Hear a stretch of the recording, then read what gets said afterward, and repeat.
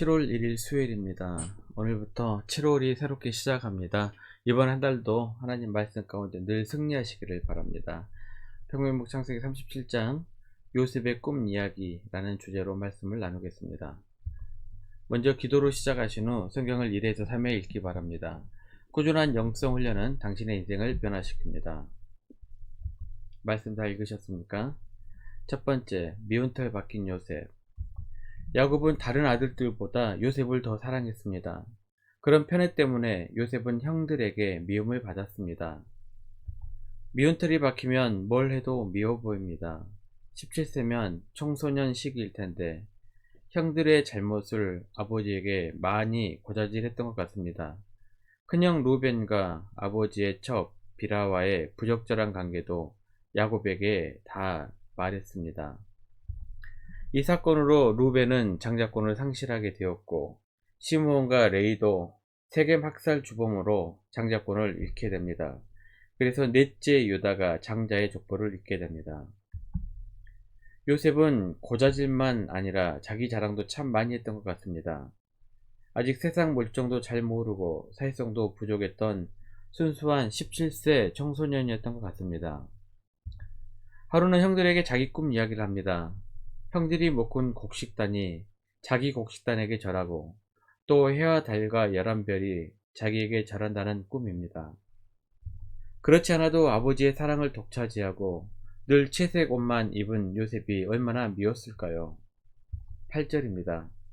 그의 형들이 그에게 이르되 내가 참으로 우리의 왕이 되겠느냐 참으로 우리를 다스리게 되겠느냐 하고 그의 꿈과 그의 말로 말미암아 그를 더욱 미워하더니 형들은 잘난 척하는 요셉이 참으로 미웠던 것 같습니다. 요셉의 어린 시절의 모습은 순수했지만 철이 없었던 것 같습니다.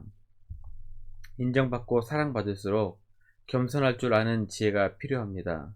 그래야 그 인정과 사랑이 오래갑니다. 그렇지 못해 나중에 욕먹고 잊혀진 사람들이 얼마나 많습니까? 저는 예수 믿는 사람들이 잘 되었으면 좋겠습니다. 사회적으로도 영향력을 미치고 그 자리에서 겸손함으로 섬기고 나누고 도우며 존경받고 살았으면 좋겠습니다. 2. 요셉의 꿈. 요셉 시대에는 성경의 기록이 아직 없었습니다. 그래서 하나님께서는 사람들에게 이상 중에 또는 꿈으로 말씀하셨습니다. 창세기 41장 25절입니다. 요셉이 바로에게 아뢰되 바로의 꿈은 하나라. 하나님이 그가 하실 일을 바로에게 보이심이니이다. 요셉이 꿈을 꾸었다는 것은 우리가 흔히 생각하는 것처럼 돼지꿈 같은 이야기가 아닙니다. 오히려 하나님께서 요셉에게 이루실 일을 보이신 것입니다. 그때는 요셉이 어려서 그것이 하나님께서 요셉을 통해 이루실 일이라는 것을 깨닫지 못했던 것일 뿐입니다. 구약에서 꿈이란 하나님께서 우리들에게 말씀으로 주신 사명 혹은 하나님의 계획이나 뜻이라고 생각하시면 될 것 같습니다. 요셉의 꿈은 소년들이여 야망을 품어라 혹은 큰 꿈을 품으십시오. 대통령도 되고 요셉처럼 국무총리가 되는 큰 꿈을 꾸십시오 라는 이런 꿈이 아닙니다. 우리가 하나님의 말씀을 듣거나 읽거나 묵상 중에 마음에 큰 깨달음을 받거나 마음이 뜨겁게 감동되는 말씀이 그런 꿈입니다. 우리들에게 주시는 사명 말입니다. 물론 성령님께서 우리들에게 주시는 것이지요. 세 번째, 사명과 수단. 많은 사람들에게 가장 크게 혼동되는 개념이 사명과 수단입니다. 사명은 좀 더 큰 개념입니다. 요셉이 받은 사명은 국무총리가 아닙니다. 요셉은 국무총리가 될 것이라고는 전혀 생각도 해보지 못했습니다.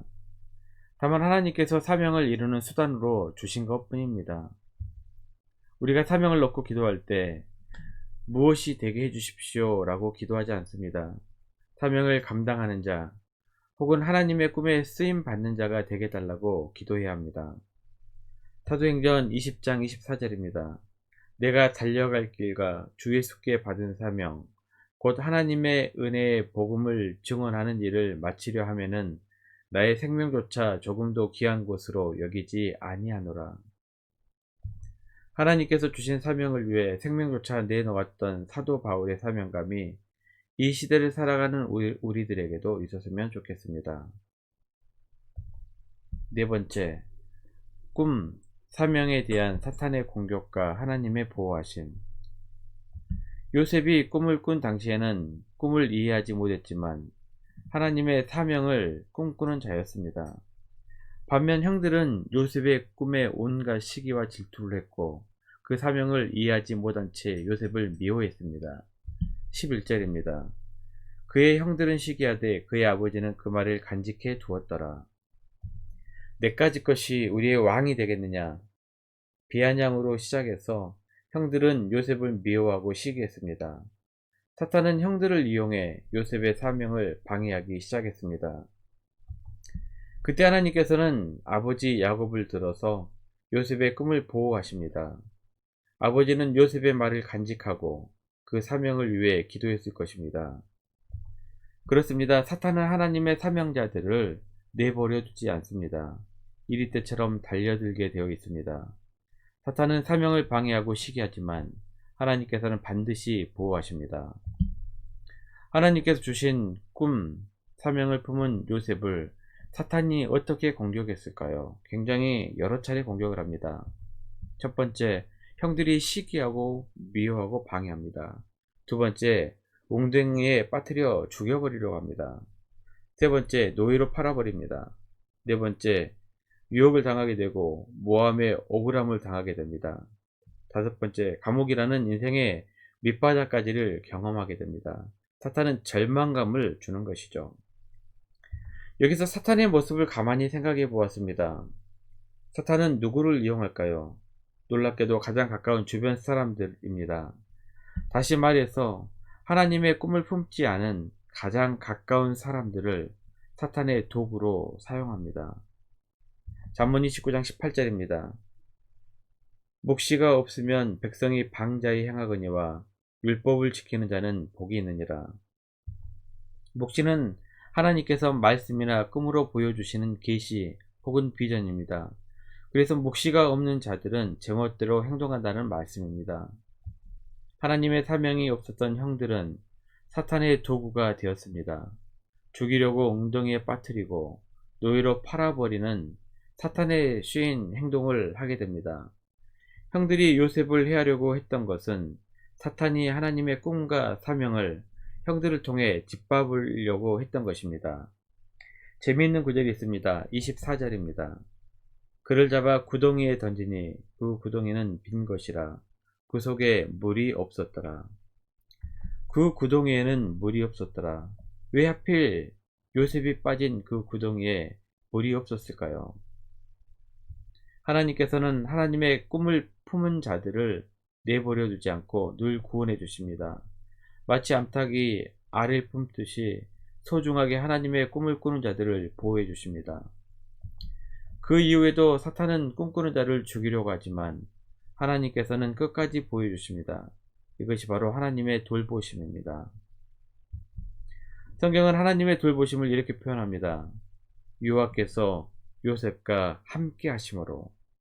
우리가 앞으로 요셉의 이야기에서 종종 보게 될 구절입니다.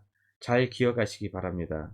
그리고 여호와께서 여러분들과도 함께 하시기를 바랍니다. 말씀 요약합니다. 첫 번째, 사랑받을수록 겸손해야 합니다. 두 번째, 하나님의 사명에 붙들린 사람들이 되시길 바랍니다. 마지막 세 번째, 하나님께서는 사명자를 사탄의 공격에서 늘 보호해 주십니다. 1년 성경 일독 주간 계획입니다. 오늘은 수요일 10편 118편부터 120편까지 말씀을 천천히 묵상하시길 바랍니다. 7월 중보 기도 제목입니다. 오늘부터 7월 새로운 날이 시작이 되게 됩니다. 새로운 기도 제목을 여러분들이 읽으시면서 하나하나 충분히 기도 시간을 확보하시길 바랍니다. 혹시 가정에서 기도하시기 힘드신 분들은 주간 기도의 시간을 이용하시길 바랍니다. 주간 기도의 시간은 새벽 6시부터 밤 10시까지 시작합니다. 여러분 편하신 시간에 나오셔서 충분하게 기도하시길 바랍니다. 하루 30분씩 최선을 다하시길 바랍니다. 그러면 여러분의 삶이 변화될 것입니다. 영상을 다 보신 분들은 확인 문자를 보내시거나 유튜브에 댓글로 달아주시면 정기적인 영성 훈련에 도움이 될 것입니다. 오늘 하루도 승리하시기를 기도합니다.